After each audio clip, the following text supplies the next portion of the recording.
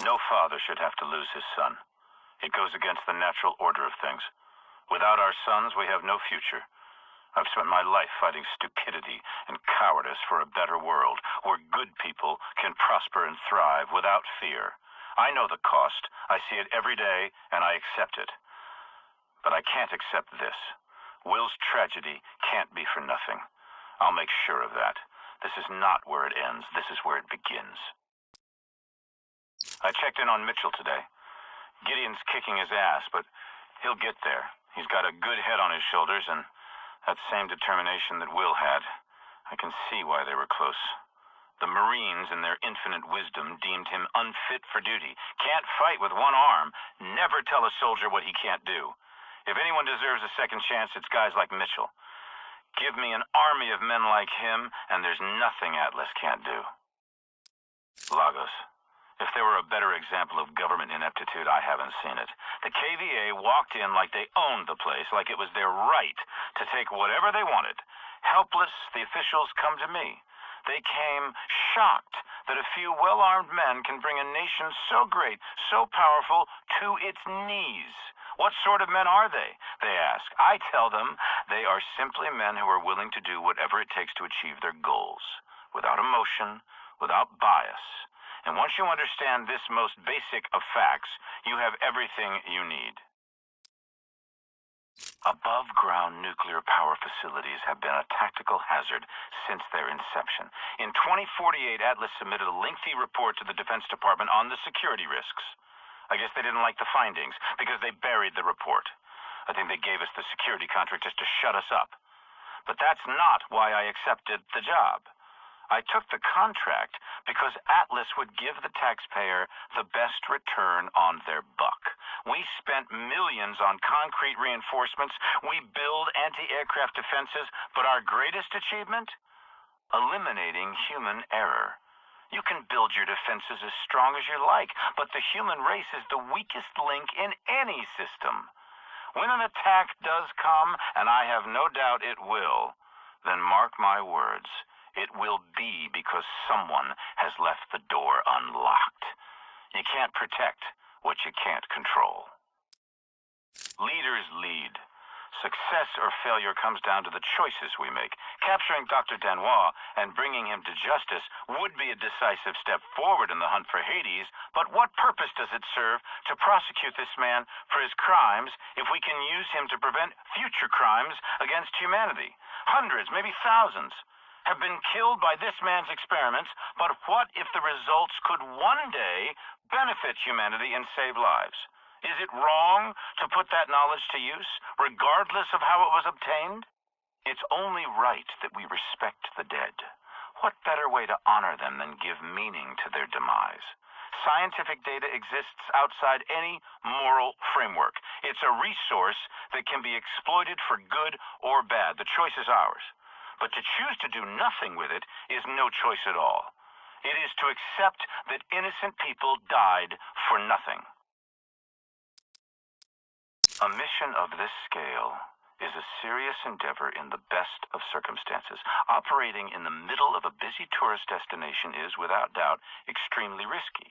But the risk is the key to our success. Hades has gambled on our humanity. No government can survive the public outcry if hundreds of innocent tourists are killed in a botched mission. Hades knows this. But we're not the government, and our power does not come from popular mandate. The government could have stopped us, the United Nations could have stopped us, but they didn't. Why? Because they think I've stepped into my own trap. They've seen what Atlas can do, and they know how powerful Atlas has become. They're afraid, more afraid of me than they are of Hades. And with the KVA on the run, who is left to disrupt their status quo? They look at us, and instead of seeing our success, they see a threat. Someone too powerful to control, too powerful to stop. And so they've gambled on our failure, and they're right to be afraid. Failure is not an option for us. As long as we deliver Hades' head on a stick, no one will want to stop us. They'll want to follow us. If you want to sell people on your vision, show them.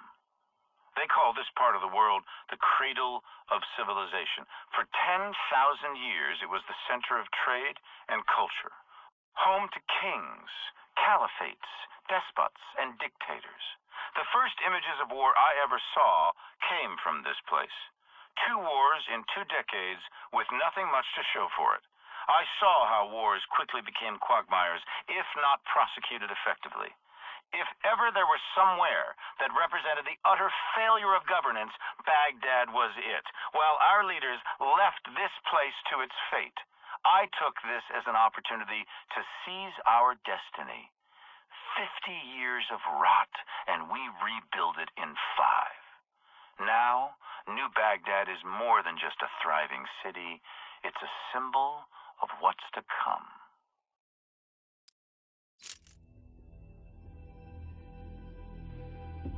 Everybody thinks their ideas are right.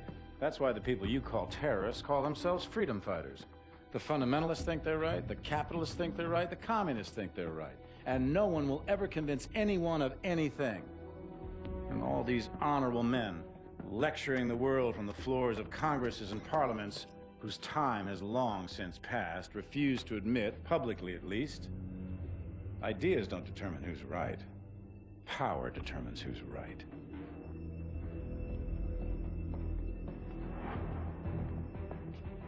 And I have the power, so I'm right.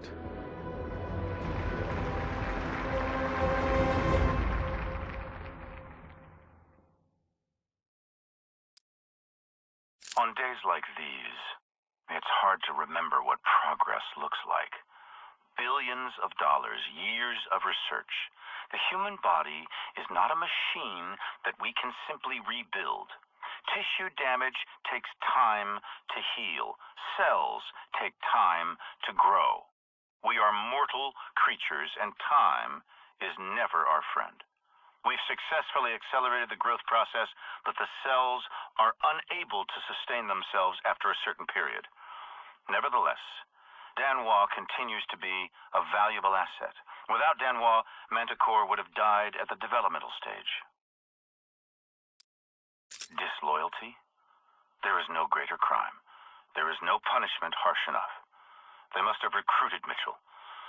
I saw something in him, something you rarely see in a man. A leader. Something of myself, maybe. A man who can follow blindly, yet still think for himself. Will had to strike out on his own. Disloyal? I used to think so. But maybe I was wrong. I like to think Will would have come back into the fold, given time. In order for a butterfly to be born, a caterpillar must die. At a certain point, imaginal cells are triggered in the caterpillar's DNA. And these cells remain dormant, but once activated, they suddenly behave like a cancer, aggressively attacking the healthy cells.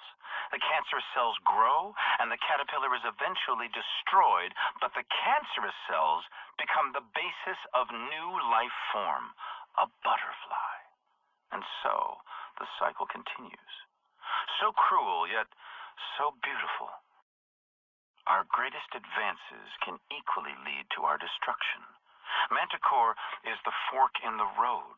One path leads to death, a weapon more powerful than anything before it, and the other to life, the regeneration of human cells, the conquest of death itself, immortality. You can turn anything into a weapon. It just takes imagination. Some of the most successful military campaigns succeeded simply because no one ever imagined it was possible. If you're planning to take out the most powerful naval force on the planet, forget about doing it in the open water. Strike from the depths of the ocean, or strike before it's even had a chance to leave port. By collapsing the bridge on the fleet, I will accomplish 2 things. The first is strategic, disabling the U.S. Third Fleet. The second, symbolic. For a century, the Golden Gate Bridge has stood for U.S. technological innovation and might. Destroy a powerful symbol of strength, and you turn it into an even more powerful symbol of weakness. Make an adversary feel weak, and they will become weak. A cowardly act of terrorism? Who the hell are they kidding? I went up against the largest naval fleet to ever sail the oceans with a small company of highly skilled and highly motivated special operatives, and won. They can spin it 1,000 different ways, but the images speak for themselves. Cowardly? No. I stand by my actions. Terrorism? Most certainly. If your actions do not inspire fear and terror in the hearts of your adversary, then you have no business waging war. The attack came as I predicted it would. In forcing them to react, they reacted foolishly because they are powerless to respond in any other way. An affront to their power is an affront to their very existence, but their show of strength, might, and resolve will merely expose their complete impotence. Power? They have no real power. They have propaganda. They have resources. They have committees and budgets, votes and vetoes, propositions and tabled amendments, all useless. Tomorrow, if we wake up at all, we will wake up to a new dawn, and that's when the real work begins. This moment has been years in the making. Billions of dollars. The years of research, the setbacks, and scientific breakthroughs. Many doubted that this day would come, but it has arrived. The genie is out of the bottle. Manticore exceeded all expectations and performed beautifully. Even now, having seen it with my own eyes, it feels like a miracle. I walked completely untouched as hundreds of enemy combatants lay dying all around me, struck down on the battlefield where they fought. Every man has a unique DNA, a code that is his and his alone, just as each man's destiny is his and his alone. Whoever controls Manticore controls that destiny of mankind. Nothing and nobody can stand in our way. The enemy is at our gate, but we will never let them win. What I've started will continue, whether I'm here to see it or not. I'm merely an agent for change, guiding us toward our shared destiny. Our children will live to see the end of terror, of famine, of oppression, and brutality.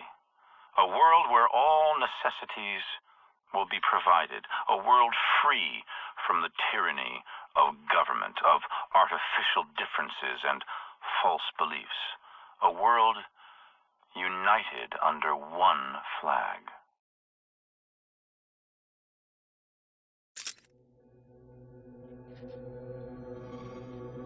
Democracy? Democracy. Democracy isn't what these people need. Hell, it's not even what they want. America's been running around the globe trying to install democracies in nation after nation for a century, and it hasn't worked one time. Now, why do you think that is?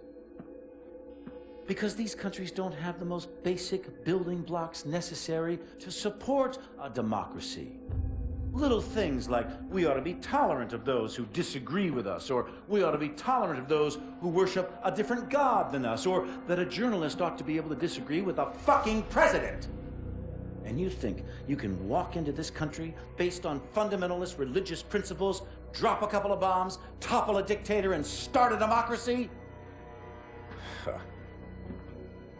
Give me a break. People don't want freedom.